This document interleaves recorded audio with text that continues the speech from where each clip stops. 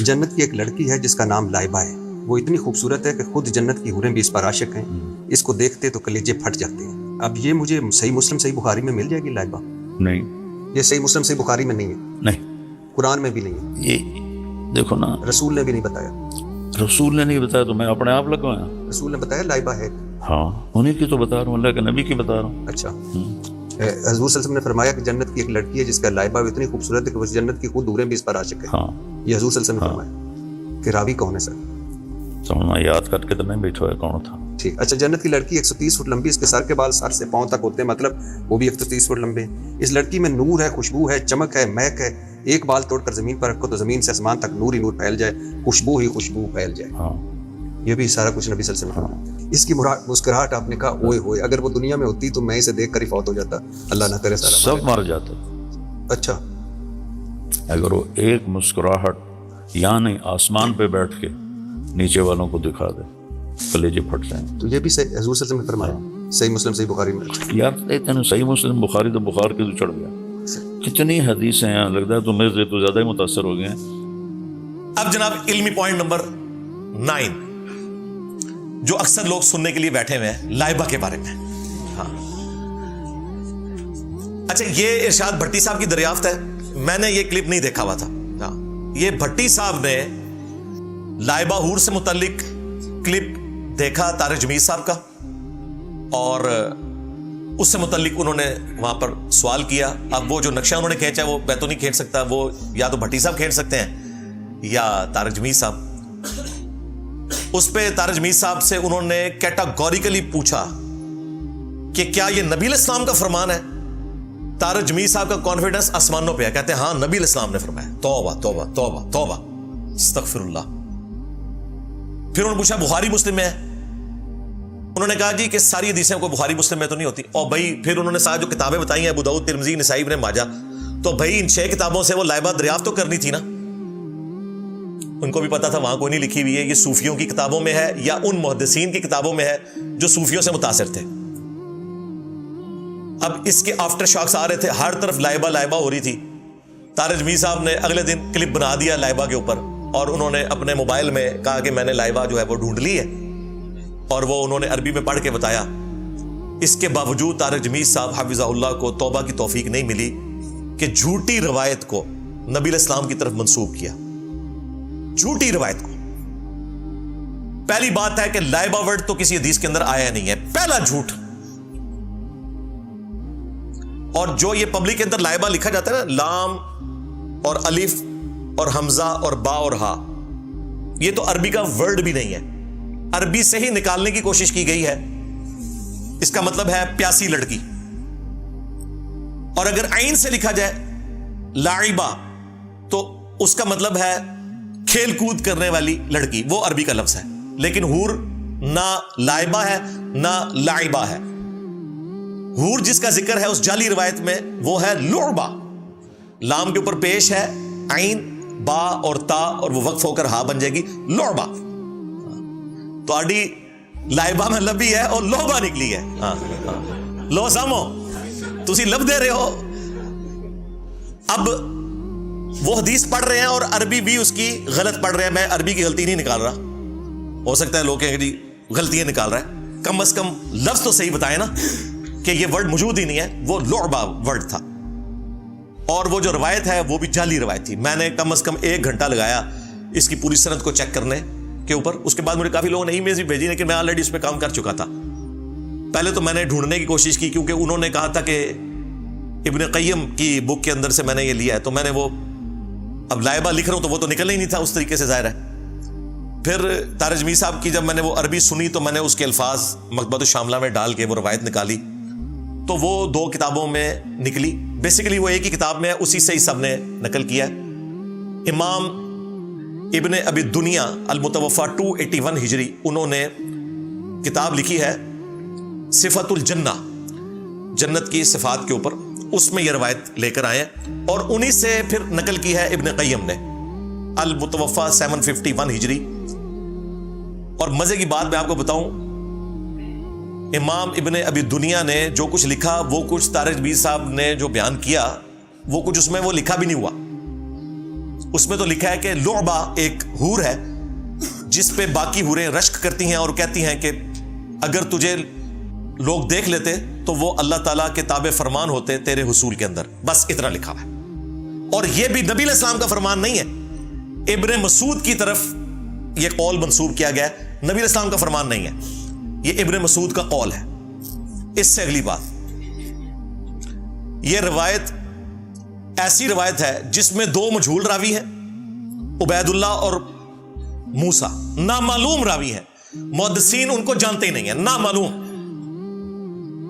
اور اس سے بڑی بات, ابن مسعود سے جو بندہ روایت بیان کر رہا ہے حسان بن عطیہ المتوفا 121 ہجری, اکثر محدثین کے نزدیک وہ تبع تابعی ہے. البتہ بعض نے اسے تابعی کہا اور صرف ایک صحابی سے اس کی سماعت ہے, ابو امامہ باہلی سے, اور وہ بھی اس لیے کہ وہ 86 ہجری میں 106 سال کی عمر میں صحابی فوت ہوئے. وہ فوت کافی لیٹ ہوئے تھے تو ان کا زمانہ پایا ہے حسان نے.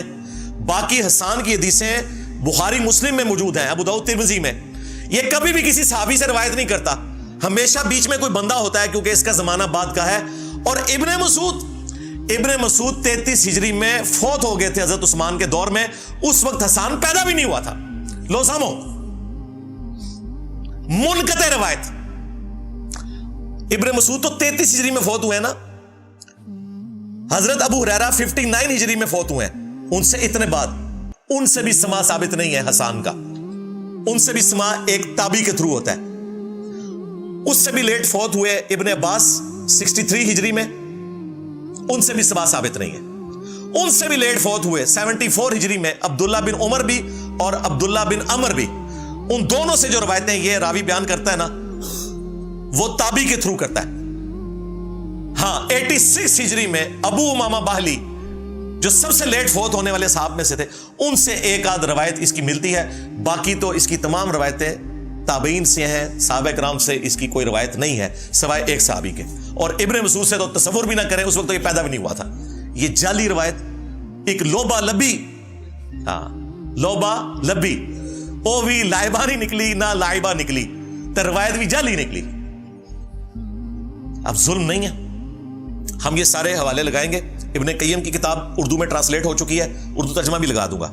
ابن قیم نے ساتھ ایڈ کیا ہوا ہے وہ والا جملہ جو طارق جمیل صاحب نے بولا, لیکن وہ بھی ویسے نہیں ہے جتنا انہوں نے اس کو گلیمرائز کر کے بیان کیا. اس میں صرف یہ ہے کہ اگر اہل جنت کے لیے موت مقدر ہوتی تو جنتی اس کو دیکھ کر مر جاتے, لیکن اہل جنت نہیں مریں گے کیونکہ جنت میں موت نہیں ہے. بس یہ لکھا ہوا ہے. باقی وہ جتنا انہوں نے نقشہ کھینچا ہے وہ بھی نہیں. اور یہ بھی جو لکھا ہے یہ بھی ایک صوفی کا قول لکھا ہوا ہے, یہ ابن مسعود کا بھی قول نہیں, یعنی یہ اس سے بھی گئی گزری چیز ہے. اب میں طارق جمیل صاحب سے ریکویسٹ کروں گا کہ یہ جو آپ نے حور کے اوپر بیانیہ گھڑا ہے نا, اس کو واپس لے لیں. اور بار بار ارشاد بھٹی صاحب نے آپ کے اوپر جو حجت تمام کی کہ کیا رسول اللہ نے فرمایا تھا, تو آپ بار بار اتنے وثوق سے کہتے رہے کہ نبی علیہ السلام نے فرمایا. توبہ توبہ, اللہ سے ڈر جائیں, یہ بڑا خطرناک معاملہ ہے. بخاری اور مسلم دونوں میں حدیث موجود ہے, جس نے میری طرف کوئی ایسی بات منسوب کی جو میں نے نہیں فرمائی وہ اپنا مقام جہنم میں دیکھ لے. ہاں جی. اور بخاری اور مسلم میں یہ حدیث مولا علی نے روایت کی ہے. اور ایک اور حدیث ہے وہ بھی مولا علی سے ہے علیہ السلام, وہ بھی بخاری اور مسلم دونوں میں ہے. جب مولا علی اپنی فوج کو نہروان کے لیے خوارج کے خلاف قتال کے لیے لے کر جا رہے تھے تو ان کا مورائل بلند کرنے کے لیے انہوں نے خوارج کے خلاف قتال کرنے والے جو لوگ ہیں ان کے فضائل بیان کیے کہ نبی علیہ السلام نے یہ فضیلتیں بیان کی تھیں جو لوگ خوارج کو قتل کریں گے جنگ صفین سے واپسی پہ جنگ نہروان کی طرف جاتے ہوئے. اس میں الفاظ ہیں, مولا علی کہتے ہیں مجھے آسمان سے زمین پر گرنا تو گوارا ہے, یعنی میرا ایک ایک ریشہ الگ ہو جائے. کتنی تکلیف والی چیز ہے اگر کسی کو آسمان سے زمین پہ گرایا جائے. یہ تکلیف تو میں برداشت کر لوں گا, لیکن میں یہ برداشت نہیں کروں گا کہ میں رسول اللہ کے بارے میں کوئی ایسی بات کہوں جو میں نے خود ان سے نہ سنی ہو. یعنی حدیث غلط بیان کرنا یا نبی اسلام کی طرف جھوٹ بیان کرنا, اس کا جو عذاب ہے اس کی تکلیف اس سے زیادہ ہے کوئی آسمان سے زمین پر گر پڑے. اور طارق جمیل صاحب نے پورے دھڑلے کے ساتھ جی نبی اسلام نے فرمایا. یہ صحیح مسلم سے بخاری میں نہیں ہے, نہیں قرآن میں بھی نہیں ہے. یہ دیکھو نا, رسول نے بھی نہیں بتایا. رسول نے نہیں بتایا تو میں اپنے آپ لگوایا. رسول نے بتایا لائبہ ہے. ہاں انہیں کی تو بتا رہا ہوں، اللہ کے نبی کی بتا رہا ہوں. اچھا. نبی علیہ السلام نے تو کہیں بھی نہیں فرمایا تھا. ایک صحابی کی طرف منسوب تھا، وہ بھی منقطع روایت، جعلی روایت. چلیں ہم سمجھتے ہیں کہ اس ویڈیو کے بعد وہ توبہ کر لیں گے. ویسے آپ کیا سمجھتے ہیں، ان کو رجوع کرنا چاہیے کہ نہیں؟ ویڈیو آنی چاہیے نا. جہاں وہ ہماری غلطیاں ہائی لائٹ کرنے کے اوپر ہمیں بدتمیز کہہ رہے ہیں، تو جو آپ کی آخرت کی فکر میں ہے آپ میرا شکریہ ادا نہ کریں، اللہ سے تو اعلانیہ معافی مانگیں، کیونکہ آپ نے اتنے سال لوگوں کو لائبہ کے پیچھے لگا کے رکھا ہے. تو لائبہ تو کوئی نہیں لبھی جائے، لوبا نکلی تو وہ بھی جیڑی نکلی وہ بھی کوئی نہیں نکلی. اچھا، ان ساری باتوں سے کوئی شخص یہ نہ سمجھے کہ ہم جاوید احمد غامدی صاحب یا ان کے متاثرین کے ساتھ کھڑے ہیں، نعوذ باللہ، کہ ہم حوروں کا انکار کریں. کیونکہ غامدی صاحب، ان کے ماننے والوں کا یہ نظریہ ہے کہ یہ دنیا کی عورتیں نا ڈینٹنگ پینٹنگ کے بعد آپ کے حوالے کر دی جائیں گی، کوئی حور لگ سے مخلوق نہیں ہے. ان کا یہ نظریہ بالکل قرآن و سنت کے منافی ہے، اور 1400 سال میں امت میں کبھی یہ والا عقیدہ نہیں رہا. آدھی بات درست ہے کہ جو دنیا کی بیویاں ہیں ان کو بھی اللہ تعالیٰ حوروں سے زیادہ خوبصورت بنا دے گا، یہ بات درست ہے. لیکن یہ کہنا کہ حور الگ سے کوئی اللہ تعالیٰ کی مخلوق نہیں ہے، صرف 2 کنزیکٹیو صورتیں اگر آپ پڑھ لیں خود سے، مجھے بھی چھوڑ دیں، غامدی صاحب کو بھی چھوڑ دیں، سورۃ الرحمن اور سورۃ الواقعہ، اس میں باقاعدہ حوروں کا بائی نیم ذکر ہے. اور سورہ الرحمن میں تو آیا کہ ان حوروں کو جنتیوں سے پہلے نہ کسی جن نے چھوا نہ کسی انسان نے. اس کے بعد اگر کوئی یہ رزلٹ نکالتا ہے کہ یہ دنیا کی عورتیں تھیں تو اپنے دماغ کا علاج کروائے، کیونکہ دنیا کی عورتوں کو تو چھوا ہے انسانوں نے بھی اور جنوں نے بھی. اللہ تعالیٰ حوروں کی یہ تعریف بیان کر رہا ہے کہ کسی انسان نے ان کو نہیں چھوا، ہاتھ تک نہیں لگایا، تو وہ الگ سے ایک مخلوق ہے. اور پھر صحیح بخاری میں تو کئی حدیث ہیں، اس میں واقعی بخاری میں حدیث موجود ہے کہ اہل جنت کا قد جو ہے وہ 60 ہاتھ ہو جائے گا.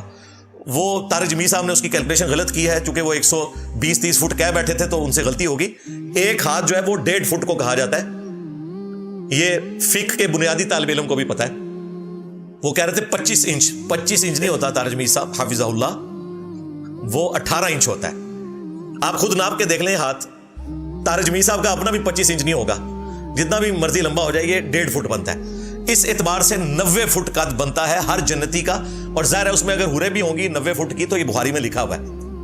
یہ بھی لکھا ہے بخاری میں کہ ان کے جسم ایسے ہوں گے کہ اگر ان کی پنڈلی کھل جائے تو گوشت اور ہڈیاں تک نظر آئیں، بالکل ٹرانسپیرنٹ، جس طرح آپ کو ہالی ووڈ کی فلموں میں وہ کوئی سین دکھاتے ہیں نا. تو یہ ان کی خوبی کے طور پر بیان ہوا ہے. اور یہ بھی آیا بخاری مسلم میں کہ اگر وہ اپنا چہرہ کھول دیں تو جنت سے لے کر زمین تک پوری کائنات روشن ہو جائے اور خوشبو سے مہک اٹھے. یہ جنت کی ڈائنامکس ہے، اس میں کوئی شک نہیں ہے. بالکل میں کہے نہ ہوئے کہنے کہ جی ساڑی لائبہ جاندی رہی ہے باقی بھی جانی رہی ہیں، نہیں، بہت کچھ رکھا ہوا ہے اللہ نے. اللہ تعالیٰ نے جنت میں اہل جنت کے لیے وہ کچھ رکھا ہے جو کسی نے تصور بھی نہیں کیا. سورہ السجدہ میں آیا کہ کوئی جان نہیں جانتی کہ اس کی آنکھوں کی ٹھنڈک کیا کیا نعمتیں اللہ تعالیٰ نے جنت میں اس کے لیے رکھی ہیں. یہ آیت تلاوت کر کے نبی علیہ السلام نے فرمایا، بخاری مسلم دونوں میں حدیث ہے، کہ اللہ تعالیٰ فرماتا ہے میں نے اپنے بندوں کے لیے وہ نعمتیں تیار کر رکھی ہیں جو نہ کسی آنکھ نے دیکھی، نہ کسی کان نے سنی، نہ کسی دل پہ ان کا گمان بھی گزرا. وہ تو بہت نعمتیں ہیں، اور سب سے بڑی نعمت اللہ کا دیدار ہے. اس کا ذکر ہونا چاہیے. اللہ کے دیدار کے بعد ہر نعمت اس کے مقابلے پر کوئی حیثیت رکھتی نہیں ہے. یہ سب سے بڑی نعمت ہے جو جنت میں ملنے والی ہے. اللہم اجعلنا منہم. اور اس کے بعد نبی علیہ السلام کا پڑوس، آپ علیہ السلام کی زیارت ہونا. جنت میں بہت نعمتیں اللہ تعالیٰ نے اپنے بندوں کے لیے تیار کر رکھی ہیں. حور تو اس میں سے ایک چھوٹی سی چیز ہے. بالکل بخاری میں موجود ہے کہ جنت کی حور کا جو دوپٹہ ہے وہ دنیا اور جو کچھ دنیا کے اندر ہے اس سے بڑھ کر ہے، اس میں کوئی شک نہیں ہے. لہذا میں نے اس کو بیلنس کیا ہے. یہ نہ ہو کہ طارق جمیل صاحب کا رد کرنے کے چکر میں لوگ جو ہیں وہ حوروں کا انکار کرنا شروع کر دیں. میں نے دونوں طرف کی پکچر آپ کے سامنے رکھ دی، اور اس کے بعد میں طارق جمیل صاحب کے اوپر توبہ پیش کروں گا کہ وہ اللہ کے حضور توبہ کریں جو ان سے مس ہینڈلنگ ہوئی.